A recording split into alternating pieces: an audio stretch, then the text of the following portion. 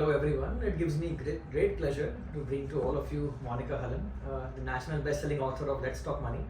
Monika is about to come out with her second book, Let's Talk Mutual Funds. I had the pleasure of reading the advanced copy of this book and I found it to be a great read.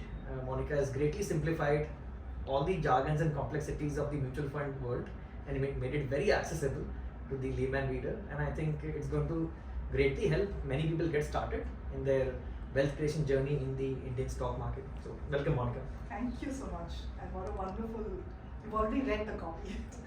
Yes, I found it to be a very good read, and I think you have this knack of simplifying very complex topics into very layman language and very simple language, and that greatly helps people get up to speed with the basic concepts. You did the same with your first book, Let's Talk Money, and I'm sure readers will greatly benefit from your wisdom in your second book as well. Hope so, certainly hope so. So, I've compiled a list of questions after reading this book, which I think will add a lot of value to our audience. So, the first question is, in the first chapter you write, there are 5 things that need to be changed in the way middle class India thinks about its money.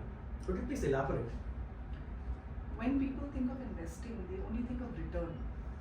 And I'm saying there are a lot of other things that you need to start thinking of. Okay, one is that people start thinking, you start investing long term. Okay, you start with the premise that it's going to be only for the long term, but it isn't. You have many needs. There are short, medium, long term needs for your money. So that becomes a different way of dealing with your money. The other thing is that people think it's a one-time decision, that I'll make this one big hit and then I'm sorted for life. It typically never happens like that. These are recurrent things that you do. We are all mostly salaried individuals. We've got to do this investment almost every month. It's a repetitive thing. So it is better to sort it out initially. So you need to change that thing. Then is this toxic product called investment-linked insurance. It's a habit that needs to break because it does nothing for you as an investor, nor does it give you good insurance, nor does it give you good return. It is the biggest destroyer of Indian middle class money ever. You have to rethink real estate. Real estate is not a sure shot. You think it's done well because you've held for 30 years. My God, please hold equity for 30 years, proper equity. You see what that does for you. So that's the other fourth thing. The fifth is you have no option but to give yourself an equity exposure. I'm not saying rush and do options trading. I'm not saying directly buy stocks if you don't know. If you know how to do it. I'm saying your portfolio needs to have equity as an asset class. So these are the 5 habits which need to change for the Indian middle class investor, because we are setting out on a major growth path. And if they don't participate in equity, if they don't break these old habits, they will remain out of it. Well said. Well said. I agree with all these points. Well said. And especially the point on not mixing investments with insurance. What should be standalone, right. And we should always go for the lowest cost option. Yeah. In the second chapter, you talk about the various benefits of mutual funds as an investment option. And could you please share some of them? So Gautam, most people think of mutual funds as an equity option, that you invest in it because you get higher returns. While that is true, mutual funds give you a whole array of options. And so mutual funds, I like the product because it's allowing you to solve your short, medium and long term money problems through products which are targeted towards those needs. Okay. So one is that just that the slew of options available. Then is the liquidity. For example, if you have real estate and there is an emergency and you need to sell, you cannot do a distress sale. You will get very little value. So there is a liquidity of the product where on the debt side, especially in the liquid funds, if during market hours I give a redemption, at 6 o'clock in the morning the next day the money is in my bank. In an equity fund it will take maybe 3 working days. And so there is a liquidity, then there is a ease of transaction. It's literally pressing keys on my computer or my phone. Compare that to investing in or selling real estate. The broker will reduce you to tears in the whole process, and then you'll have to do all the other hoops that real estate requires. So you have to compare alternative investments when you look at investing through funds. And then is the cost issue. The transaction costs are very low. The cost of holding a mutual fund is very low. So you have to look at mutual funds with a very wide lens to say, why is it a product which is customized for retail investors? It is meant for retail investors to use, therefore it has a lot of the problems ironed out. Which is why I think, and of course the disclosures are so good. Things like the way the returns are presented to investors, there's benchmarking. You're able to compare across products so easily. You try comparing one traditional money back plan with another, you can't. These are opaque products. Here, when you want to compare one large cap with another large cap, very little to go wrong on, right? On expenses, on return, on benchmarking. At a glance, you can see what is doing well and what is not doing well. So it's a lot of these attributes which make it such a great retail product.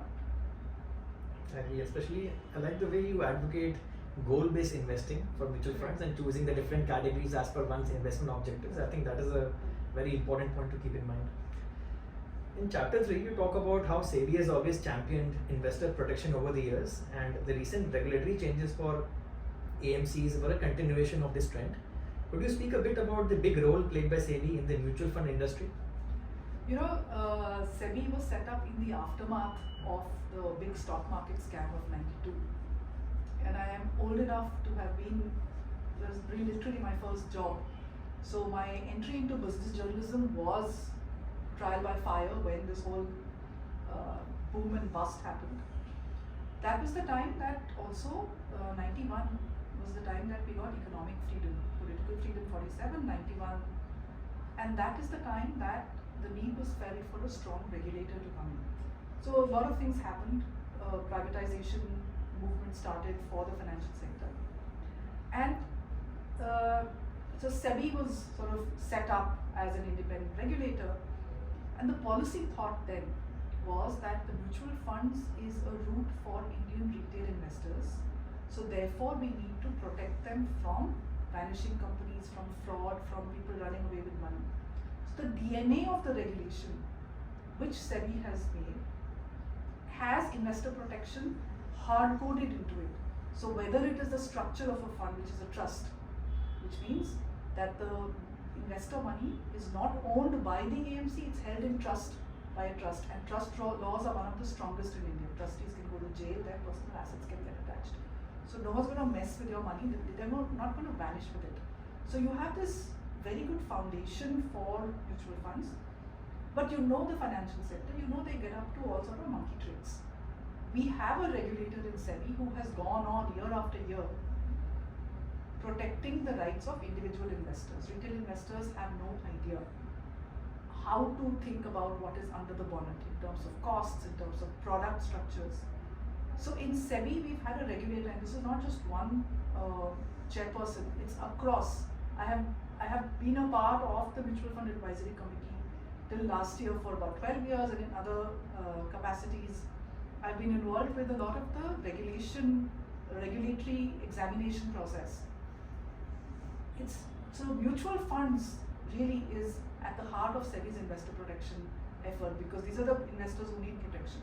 In the last few years, we've seen a very heavy pedal down on regulatory requirements, and I'll give you a few examples. They've done things to make it true to label. Right, so if you go to the bus station and there's a lot of buses and you get into the bus going to Gurgaon, but the bus, it has Gurgaon, but it lands up in Noida. You're going to be annoyed about that, right? You wanted to go there. Think of a mutual fund similarly. If the fund is saying large cap and they're putting small cap in that, it is wrong. So what Sebi has done is they've made funds true to label. So now, when you see a mid-cap fund, please understand there will be mostly mid-caps. If you see a hybrid, it will have the hybrid in the proportion conservative or aggressive. So Sebi has really pushed funds to make funds true to label. In the debt category, they have this wonderful thing called the credit opportunity. And I remember this was one of my interventions to say, shouldn't it be credit risk? So that name got changed to credit risk because it's correct labeling. Then is on costs. All that, I think, rest is there in the book. What people need to know is that Sebi has gone on pushing funds to reduce costs. Then on disclosures, you have some of the best machine readable disclosures, but what it means is that you can download it, you can run programs on it to cull out best funds, for example. And then you have things in disclosures, things like riskometer. Again, please read the book for that. How do you use something so state of the art, what Sebi has done on that riskometer? So when you start looking at the regulatory changes, again, so I have this confidence to say it's a great product because they've really taken a lot of the monkey out of the product. Right. So basically, to sum it up, for the Aam Aadmi in India, mutual funds sahi hai. Well, coming to chapter 4, now this I found this to be a very insightful chapter because it contains an excellent overview of the 37 categories of open-ended mutual funds. And you write, passive funds are great options for investors who are new to mutual funds in general and are new to equity investing in particular. Why is that? I think you already are, you're a great proponent of index investing for new investors, and I think we are both on the same page on that for an economy which is growing, that growth gets reflected into the profits of companies. Those companies are listed on the stock markets. The largest, most mature, the most liquid, the market cap companies are the stocks whose stocks comprise the broad market indices, like say Sensex 30, Nifty 50, 30 stocks on the Sensex, Nifty 50. Today in 2023, I think there are only 6 stocks from the original Sensex still left. From what it started, those 30 and today's 36 are still left, which is quite a big deal. Normally, companies die out much faster. If you hold an index fund, then as an investor you do nothing. All that you do is you buy a very low cost ticket into a very long train ride. And as the economy grows, as the country grows, you just get that growth. The last 40-year average annual growth on the Sensex has been about 14.5%. In the years ahead, we are thinking that it should be between 12 to 14%. Right? So that's your average return. It's not a bad return.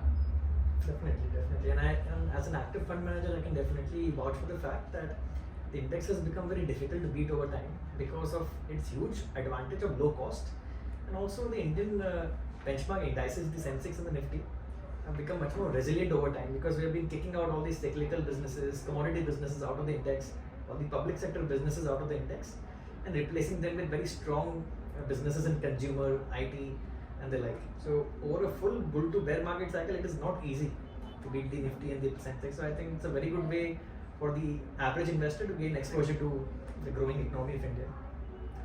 In chapter 5, you talk about the benefits of SIP as a mode of investment in mutual funds. Can you share some of those benefits? So SIP was the Indianization of this concept called dollar cost averaging, rupee cost averaging. Mutual fund was literally born in the US, but they never got around to giving a personality to dollar cost averaging, which the Indian fund industry did. And they called it systematic investment plan, SIP. All that the product does is that it matches your saving rhythm by providing an investment outlet which matches your monthly saving rhythm. So a lot of investors think of money as a one-time in the year investing exercise because of the whole tax saving in February and March idea. But now a lot of people earn a whole lot more, and that 1.5 lakh tax saving is a very small part of your investment. So you need to save every month. So what this route towards mutual fund systematic investment plan is not a product, it is a route. A predetermined amount of money is put into a predetermined mutual fund on the debt, equity, gold, hybrid. You choose the destination and it gets debited from your account and it goes to invest in that particular fund. So not only does it give you a great investing habit, saving to ho jati hai, what about investing? It gives you an automatic investing habit. Your average cost becomes lower, and the most important thing, it helps you manage your emotions. When there is blood on the streets, it's very difficult to go out and buy. When markets go too high, it's very difficult to sell, right? So, or to buy less. This allows you to buy more when markets fall, buy less when markets rise. So it's a sort of a inbuilt machine which does many things. And I think you just said the number, 14,000 crore of SIP book a month. We're doing over ₹1 trillion a year of, this is pure retail investor money. Where in the world have you seen this? Right. It doesn't happen like this. Correct, and this SIP flow is what is lending a lot of resilience to our markets, and it's very heartening to see that the Indian retail investor is really becoming much more mature. Yeah. He has not withdrawn money during the last 1.5 years of a sideways market. In fact, he has kept on putting more and more money. Yeah, and that is to my point that if you educate, people are very smart. So if someone like yourself, if you take the time to educate them, they learn it the right way, and then their behavior, their outcome is perfectly good. It's textbook good behavior of an investor in India. Right, and this is something which you have talked about in your first book as well. And I highly recommend Monika's first book, Let's Talk Money, to all our viewers. I think it's a great primer on personal finance, probably the go-to book if you want to get started on your personal finance journey. And Monika has also touched upon the topic of personal finance being more personal than finance. So I think this is very specific to each individual, but all of us should definitely pay attention to this. This is very important. This next chapter, chapter 7. So this is a very important chapter on a critical topic, and something which I pay a lot of emphasis on. That is the topic of risk. Can you briefly talk about the various risks an investor faces? The risk that an investor is most afraid of, volatility, which is the up and down of prices, is a risk which is very easy to deal with through tools like diversification, long-term investing. The risk that is invisible to them is the one which they should be most afraid of, which is inflation. It sucks away your purchasing power. Your fixed deposit returns are not going to do anything. And this is especially for the young people out there, people in their 20s and 30s. They are going to live till 100 because simply of medical science, blessings of course, but medical science. What are they going to do after say 60, 70? Everyone doesn't hit the jackpot. Everyone's lottery ticket doesn't become the winning one. So unless you give your money this growth of equity, you will not see those results. And what is your biggest risk? Inflation. So that is like the primary. Then you have things like liquidity. So real estate has a problem of being a very clunky, difficult asset to get into and to sell. That's a risk that people don't look at. Then you have the interest rate risk. The whole SVB story was a play of not understanding or not taking enough care of this interest rate risk, right? So there's credit risk, the quality of the paper that say your mutual fund holds, the quality of the bond paper that can go down and cause a capital loss to you. So it is to say that debt funds are not 100% safe. You need to understand the risk in debt funds. Also, there's a reinvestment risk, and this is a funny thing that so friends will come up and say, oh, market is up, I'll sell. Now, okay, it's gone very high. One is I don't understand what very high means. And second is, so my question is, what will you do with it? Like what is it that you're planning to do now? Now that you have booked your profit, ab kya? To which they have no answer. So there is a reinvestment. What if the market goes up even higher? So then what you're going to do, right? So you need to understand all the phases of risk, and then I would bring people back to saying the risk of volatility is something you can really sort out. So don't be afraid of the equity market. Right, and I think before this interaction, me and Monika were discussing a very important aspect about risk, that all the risk-taking activity that you want to do it in your equity bucket. But when you are investing in fixed income, that is not the place to reach for yield and take higher risk. You basically want to do all the risk-taking in your equity bucket. And when it comes to fixed income and debt funds, look for safety of capital above all else. And in my book, I've talked about this concept of risk, that the biggest risks are those which are not reported in the news, and therefore you're not prepared for them. and risk is what is present after you're basically planned for everything possible. So that is why we should always operate with a margin of safety in various Emergency aspects of fund, life. right? Correct. Just have an emergency fund. I think that is the basic starting point for every individual to start off with an emergency That's fund. your first investment. I always say, you know what? It's not retirement. It is an emergency fund. Correct. Correct. So in chapter 9, we talk about how we can systematically reduce our choices from the myriad mutual fund options available in the market by focusing on our investment objectives. So kind of goal-based investing. Right. Can you elaborate a bit more on this? This is again a very important part of changing the mindset of an investor who's only targeting high return. And counterintuitively, I say highest return is not your target, because it depends on when do you want the money back. So I want people to think about investing choices depending on the distance from today that you need the money back. So whether it is short term, within 3 years, I define medium term is between 3 to 7 years. And for me, long term is anything beyond 7 years. I don't understand this definition of long term as over 3 years. It is not. That is medium term.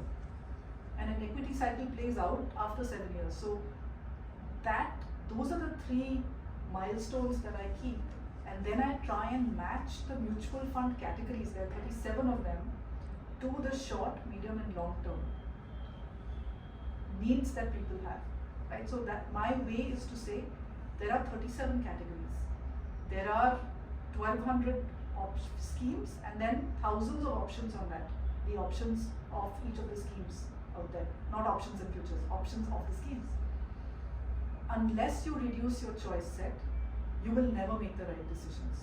So at the cost of throwing away a category which might be attractive, I'm saying reduce it so at least you are not frozen with choice. And therefore, only keep a few categories for each of the 3 buckets, so short, medium and long term. And then of course comes the idea of how do you choose a scheme. Right. And some very important points outlined by Monika right now. And in fact, I talk about something similar in my book as well, that successful investing is not about who makes the most money or who makes the most returns. It's about achieving our financial goals during, in our desired time span with the lowest amount of risk. And successful investing is one that lets you sleep peacefully at night. There is no point in reaching your journey if you have a very stressful time along the way. So just focus a lot on asset allocation and manage your risk very appropriately. In chapter 10, you provide a great checklist on which one can utilize to choose the most appropriate mutual fund scheme. Could you speak about how one can go about this process?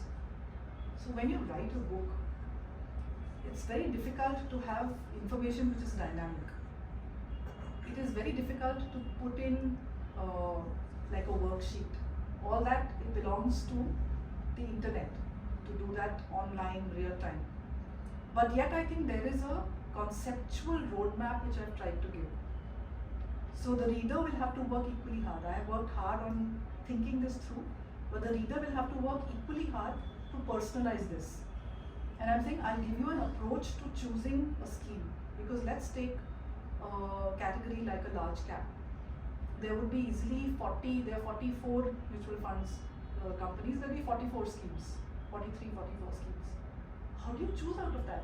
You choose last year's winner, that's not the right way, because last year's winner is at the bottom this year, if you just pick the winner. So what I've tried to do is give an approach to shortlisting schemes. Out of this 37 categories, you pick say 7 categories, of which let's pick 1. And now what you do is you look for consistency. There is so much good data available for funds. It is such a pleasure to look at some of these data sites and then do your research. So you look for return consistency. And I am not looking for the top performing fund. I am looking for quartile 1, quartile 2. People should keep googling what it means. Quartile 1, first and second quartile. I'm perfectly okay if my scheme has showed up in the top 2 quartiles over 20 years. Okay, so I know my fund is a long-term marathon horse. I don't want a shooting star. So one is that just 20, 15, 10, 5. I will look at 3, and then I'll also look at 1 just to make sure that there's not been like a major sale of the fund house or fund manager has changed. I will still look at one, but I'm looking for consistency, quartile 1, quartile 2 performance. And then I'm starting to look at the next few things, right? Like expense ratios, like risk. Then you do your own qualitative things, like look at the fund manager, look at some of the ratings. And then typically what will happen is that you will have out of 45 schemes which will make the cut, or 4 schemes. You would agree with me that then choosing between the 4 is much easier. And I would say it almost doesn't matter which one you choose. If 4 have jumped through all of the hoops that we put them through, it's reasonable that they'll be up and down in the next 20 years as well, in the top 2 quartiles with the same risk and expense ratio profile. That's the approach. That's it. And I think this is a very important point which Monika has mentioned, consistency and risk profiling. So that always pay attention to these 2 factors, because there are many star fund managers who go up a lot in a bull market and then crash during a bear market. Be extremely careful, especially, and you've talked about this in your book as well, that one should be very careful with sectoral funds, because many of these sectoral funds tend to be launched just at the peak of the euphoria in that particular sector. So I think that is something which one should definitely pay attention to. So very good insight. In chapter 12, there are many great actionable points on asset allocation, portfolio construction and rebalancing. And you write, a portfolio approach is the right way to think about investing. Asset allocation is so very important, yet most of us hardly devote any time or attention to it. Why is this the case? I think it's a diet of watching things like CNBC, which are meant for stock traders. Stock traders, speculators, day traders are very important finance professionals. I'm not taking away for the liquidity and the depth that they provide to markets, but that's their day job. Investors watch these channels and they begin to think like day traders. And I'm saying you're a doctor, lawyer, scientist, professional, pilot. You have day jobs. You don't have this time to do plus minus every day. What works? So does a crash diet work? Never. What works? A balanced, healthy meal. So I love to give this analogy of an Indian thali meal, that you've got different things in different proportions. A thali of a 17-year-old and a 70-year-old will be different, right, because of the age and the diet. Would you only eat vegetables? No, you would want some carbs.